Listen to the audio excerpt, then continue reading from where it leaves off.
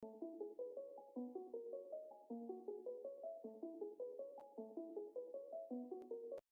on in, come on in, come on in, not come on in, not come.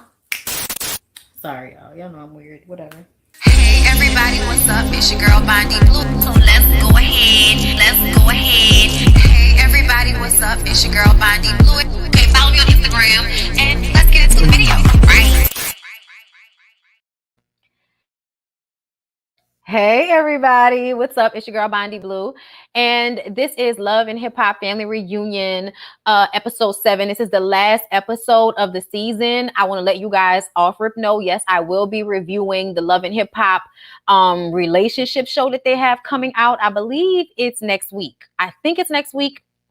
I'm not sure, but I know a lot of y'all were inquiring, so I want to let you know I will be picking that one up. That's going to start coming on Monday as well. Okay, so excuse me, y'all. Y'all know I was drinking coffee in my live. Anyway, so let's go ahead and get into the Love and the Hip Hop Family Reunion of it all. The episode starts off with Jay and Trick making breakfast and Trina and Joy come over. Okay, wasn't really much this episode. So like this scene didn't really have any, any really noteworthy moments, except for the fact that Jay says that Trick was teaching him that, you have a lady come over, you cook for her, you have everything all nice, and you can basically hit the skins raw as long as you have a plan B pill at hand. And I'm just like, right, continuing the idea that women need to throw our hormonal balance off so that we can not have to wear condoms. Is that right? Just always making the procreation thing our issue and our problem, right? As if we don't need the sperm for it. I just, if you don't want to get somebody pregnant, put on a condom. And I would like to remind everybody that people have STDs. They do. And the Plan B pill does not cure STDs. So please do better. Such ignorance and mindsetage and all of this, okay? Making up words and shit. But I was just kind of like, did he really tell his son that y'all just bullshitting with us because y'all don't have anything else going on? Is that what it is? There's a talent show this week. We're ending the trip with a talent show, little family talent show. Child, we do this too, but it's not really a talent show. It's more so of, okay, we fitting to perform. All right. That's what it is. What we doing? We doing 5 heartbeats or we doing sparkle? What we doing? Okay, are we going to do regular music? What's going on? You know what I'm saying? It's more so that than we about to compete or something like that. It's not, because we all know. Nah, my cousin, I have a few cousins that and family members that can really sing or just entertain people, period. So yeah, it's not even a competition. It's just like everybody going to go their turn. All right. But yeah. So Jay wants to get into music, but I'm not exactly sure, if you really wanted to be a rapper, why would you not come on to the reality show your dad brought you on and rap? Trick says that he can rap, but he need to finish school first. Okay, and then he pulls out a microphone out of a box. We'll pass this down to him. Okay, I'm like, all right, Trick, thanks. We appreciate this scene. So April, y'all, we see April working now. She's like, every morning I get up and I do it. No excuses. Basically letting you hoes know I don't look like this for nothing. I don't look like this just because. No, but I look like this because I hit the pavement. Okay, I be out here working out, getting it in. Okay, I'm like, April, girl, I understand. When you start earning that shit, you really be feeling away. Like, nah, bitch, please do not diminish my accomplishment. I look like this because this is hard. Okay, I appreciate that, April. Even though, girl, come on. Stop playing with us. You probably naturally skinny or something. But anyway, you guys, she says that she's not going to get the closure she wanted from Fizzlepop. And I'm like, that's because Fizzlepop's an asshole. He feels like, I did my part. I really don't have nothing else to say to her. It's over. It's leave it like that. And I just kind of feel like, when are women going to learn that Fizz is like a really emotionally detached, fucked up dude? I think he really needs therapy to deal with his anger issues towards women, because he has them. Deep anger issues towards his mom, towards women in general. And he uses women to help with whatever, emotional deficiency he's having in the moment. Women make him feel better. They fill a void for a moment until, they are no longer feeling that void, and then he just kind of throws them astray and trashes them, no matter how beautiful and exotic-esque they are, as April is. He still just cast her away as if she didn't mean anything. I also feel like he heard about her being with Dr. Dre and probably feels played like a soybean burger, because we know the differences in those pockets. Okay. Wait for it, legendary. Okay. I mean, I'm just saying, like, the money is legendary at the end of the day. The presence is legendary. And even though Lil Fizzlepop and B2K are legendary, they are, it's still not on the same level. Okay. And I'm sure Lil Fizzlepop probably felt a way about that, which is why he, is passive aggressive with the way he deals with April. Okay. But either way, April needing closure to me was stupid. Why do you need more closure from this asshole? I do understand that y'all had a friendship, but once you realize that he was going to treat you the same way he treated all of those other women, including Moniece, just take the L, April. It didn't work out. Take the L. Anyway, y'all, Ray J says it's been a very long week and I'm exhausted. But we all really became a little tight-knit family, and I'm wondering if him and Prink are going to be able to work things out, because I don't think they will.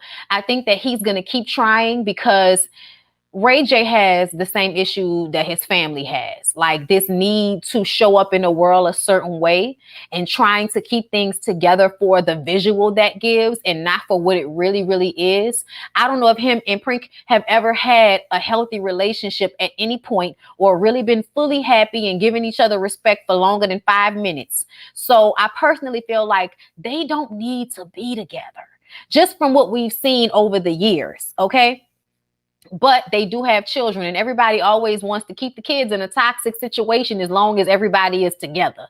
But y'all are not even together, and they called off the divorce. But how long before Ray J disrespects Prinky again, and then she, starts calling him bitches and hoes, and they're separated again and talking about divorce again? Y'all are two people that have never been settled and happy in this relationship. And honestly, I feel like you should let it flow. Let it flow, let it flow, let it go. Everything's gonna work out right, I was trying to get it. I couldn't get it, y'all. I was trying. Just let go. Ooh.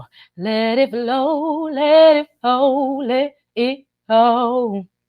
Everything's gonna work out right, All right, that was a little bit better. All right, listen. Anyway, y'all. So Yandy says that even though she and Mendices are in a better space, and even Mendices and Judy are in a better space, she and Judy are not in a better space. Y'all know I noticed something about Judy and Yandy. They really look similar. I saw a picture of Yandy from her birthday that Mendices posted, and I was like, I feel like Judy probably looked like Yandy when she was younger. You know what I'm saying? They have some similar facial stuff that's going on here. Just makes me feel like, in a way, how people are attracted to their parents in one way or another, not to their parents, but, they look for similar qualities in the people that they choose to be with. It's natural. So yes, Yandy is looking for an apology, and I don't know if she's actually going to get it. Just saying. You might never get it, never get it, never gonna get it, never gonna get it, never gonna get it, never gonna get it. There wasn't really much going on in this episode, so I'm sorry if I feel the need to sing and things. Made it a little bit more entertaining. So Sierra is making a little birthday get together, all right, for Carly, because she wants to be sure that they have worked on the issues, because last time they talked, she thought it was all good and Carly still had an issue. So she's planning this little get together, this little, makeshift birthday party, because it's not really Carly's birthday, but this is what she's doing. And I'm not mad at her for wanting to take this extra step for Carly, but ultimately, I wonder if Carly is really going to let it go, or if Carly is really worthy of, this amount of energy. I'm just saying, my girl, like, Sierra, this is a lot. Even Yandy was like, girl, you're doing a lot. You know what I'm saying? Almost in a way, the way it's like, better you than me, bitch. Almost in that way. But anyway, Mama D and Joy cooked for the last little get together. And Trick is mad because Mama D put onions in a potato salad. Y'all, I don't eat potato salad, so I don't know what's supposed to be in it, but it seemed like you would put onions in potato salad. Maybe I'm wrong. Anyway, and then Mama D tells him that his pregnant belly better not play with her. Okay, you and your pregnant belly to stop playing with me. Okay, shh, be over there. She feel played from the way he treated her when she was drinking, so now she gonna rib his dumb ass. So Joy and Mama D want everyone to give their loved ones gifts that they brought with them, something that they can pass down. Okay, Judy gives Mendices an apology for trying to shut him down and says that she wasn't ready at the moment, but she is now to admit what it is that she put him through and what that really meant for her, and Yandy is tired of the bullshit. Okay, she's tired because she feels like Judy is always coming to apologize, but the problems, they just start all over again, and you have the same issue whenever Judy gets upset or bothered by something or too drunk or whatever, and then we're right back where we started. So I understand where Yandy is coming from. Child, I can't stand that type of shit when you have conversations with people and you think you're moving past something, and then when you go back to your lives, you realize that no forward movement has actually been made. And I think that's how Yandy sees Judy. Judy apologizes and says that she was wrong for the things that she says about Yandy, and it's not Yandy's fault. And we know that that's true. But ultimately, I still feel like Yandy feels. Is this going to be, from now on, or are we going to have these same issues again, Judy? Because I feel like we're going to have these same issues again, Judy. That's just how I feel about it. But Judy wants to be a part of their family, and so Yandy brings out the quilt that she has to give to them, and it's a quilt with pictures of all the kids on it. And I noticed that her little adoptive daughter was on there as well, because the little adoptive daughter been out here on social media saying that Yandy hasn't really been there for her as of recent. So I don't know what the situation is with that, but I'm wondering if they're ever going to tap on that issue on the next show, because they're on the relationship show, Michael Blackson and all of them as well. I think it's who else is on that show besides Mendices and Yandy and Prinky and Ray J? It's somebody else. It's another couple besides Michael Blackson and his girlfriend. But Mama D gives Scrappy a Bible. Y'all know, because we one part pimp, one part preacher. It's usually how those things go. And Trick says that, his son didn't got enough for him. I gave him a mic early. I pay all his bills. I pay for his apartment. I pay for his school. And they don't need nothing else for me. Okay. That's the right rest. I got tied up in the business. I don't need nothing else. Okay. Sorry. Had to put like Ike out of my back pocket. Anyway, Carly gives her daughter a teapot because coming from Trinidad, they have an English background. They drink a lot of tea. Child, I love me some tea. Okay, I really do. I had to go and get me a nice little basket to have all my teas lined up in so I can just go in and see what they are, because they was all over the place. Plus, I had to have a little separate area for my ISO teas that I keep on deck, because you never know when you're going to have a stomach ache and you need to get that together. Buy TLC products for me. Thank you. So yeah, but Jasmine wasn't happy with the teapot, short and stout, because she wants more time with Carly, and she wants Carly to realize, you haven't spent time with me. I need some time. Some quality time, shout out to Martin. And I feel like Jasmine is not having these conversations with Carly. She's saying it in the confessional, but she's not really saying it to Carly. And Carly is just sitting there like, I'm trying to have this moment with you. And there's a block. And I think she doesn't exactly know why, because everything is happening behind Jasmine's eyes and in the confessional. But she's not exactly saying these things to Carly. And I think partially it's because she doesn't really want to go down that road. She just kind of wants to have her feelings and that be that. And I also think that she doesn't think Carly will understand, because Carly will always come back with all the sacrifices she made, as if that changes what Jasmine is feeling, which is neglect. Not that you didn't take care of me, but that you weren't there to aid in my development the way other parents have been, And she even made this comment when we see Jock give his son a Rolex, and she was like, oh, he got a Rolex. And she was like, well, yeah, you have a Rolex too. And she was like, yeah, and it was just kind of weird. I wish they would have I wish they would have really said more about Carly and Jasmine's situation and actually let them deal with that situation a little bit more, but they didn't. I really feel like they dropped the ball with this show by not bringing in like a therapist or somebody that they can sit down with and talk about their issues with, that would aid in, them helping each other with their family issues. I like the show, but I feel like it didn't have any real order to it. There wasn't any real, wants or need, or there was nothing to accomplish this season is what I'm saying. It was just so everybody could show up. We could see what they've been doing, what they've been going through in preparation for the continuation of season 9 of Love and Hip Hop. I'm thinking, because I heard they're already taping. I've been seeing Mona doing interviews. I'm not sure if that's linked, but I know that they are taping for season 9 of Love and Hip Hop to continue on. But I feel like they dropped the ball with Carly and Jasmine. More should have been said about their situation. Jasmine also said she doesn't know if she wants to let her mom in. And I think that's because at some point people become comfortable with the walls they've put up, even when it hurts them. So y'all, Paris says that, next time don't put her next to Ray J, because he listened to One Wish 5 times a day, every day. And if I had one wish, it'd be for this song to be a real hit. Never mind. I'm gonna let it go. I love you, Ray J. So the girls tell April that she needs to leave Lil Fizzlepop's toxic ass alone, because they argued up a storm that night. So I'm guessing more happened than what we actually saw. And Sierra was like, it was just a lot of passion, girl. Like, no, it wasn't passion. It was anger. Okay, it was anger. It was passive aggressiveness. It was bullshit. Stop thinking that just because somebody is upset, that means that there's some love there that needs to be saved. No.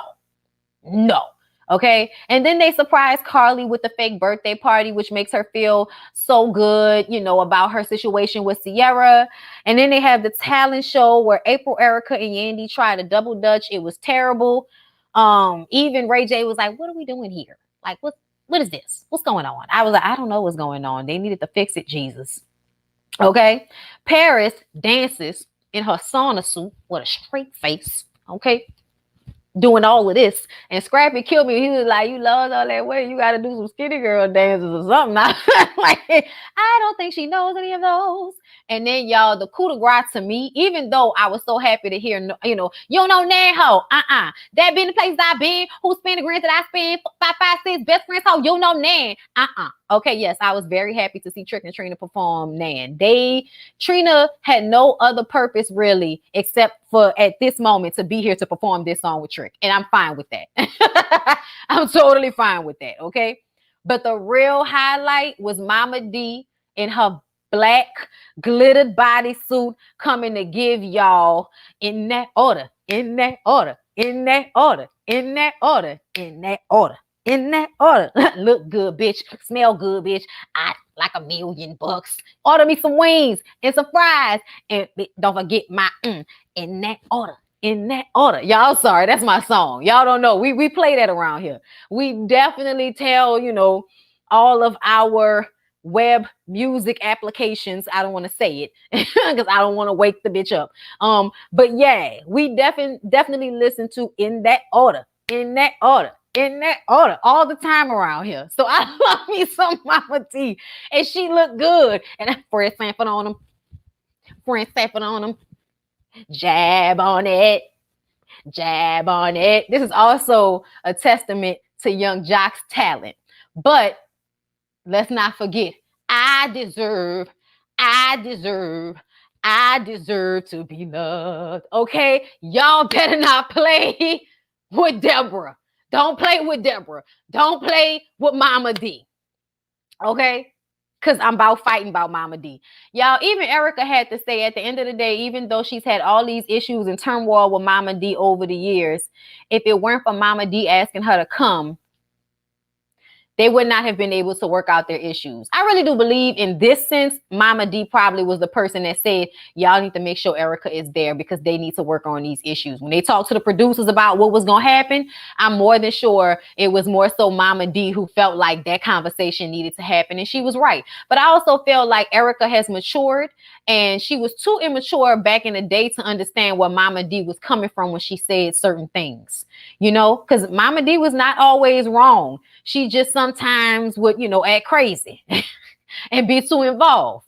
But she wasn't wrong about what she felt about Erica and Scrappy's relationship, which is that Scrappy wanted emotions from Erica that she could not give because nobody gave it to her, because her mama was not there for her like that. You know what I'm saying? At least not in those years when you really need all of that comfort and affection. And sometimes people parents be there and they still don't give them the affection that they need. But ultimately, I felt like the show was good because I was happy to see everybody. I was, happy to see Ray J be the comic relief and all of that. Ray J and Carly did Romeo and Juliet. The shit was terrible. I don't know why they did that. Yandy sings, "Yes, Jesus loves me,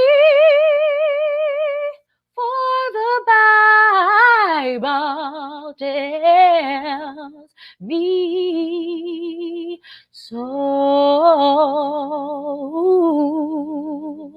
Little ones to him belong.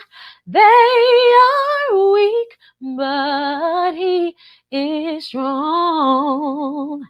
Yes, Jesus loves me. Oh, yes, Jesus loves me. Oh, yes, Jesus loves me. For the Bible tells me so. Listen, I had to give y'all that little Whitney Houston version of the Jesus Loves Me song, okay? Yandy did a little yang, yang, yang. It was cute, man. DC's and Judy was so proud of her. I've always said that Yandy should be a singer. Like, him and DC's were like, she can sing, she's good. Any of these other girls out here making records. I was like, can she? Me and DC's okay. I love you guys. But yeah, and at the end they was like, you know, nan ho. Trina always be ready to get into character for no nan here. I love it. Anyway, y'all, that was Love and Hip Hop Family Reunion. I hope y'all enjoyed the review. Please don't forget to like, comment, subscribe, share the video with your people, and I'll see y'all in the next one. Peace out.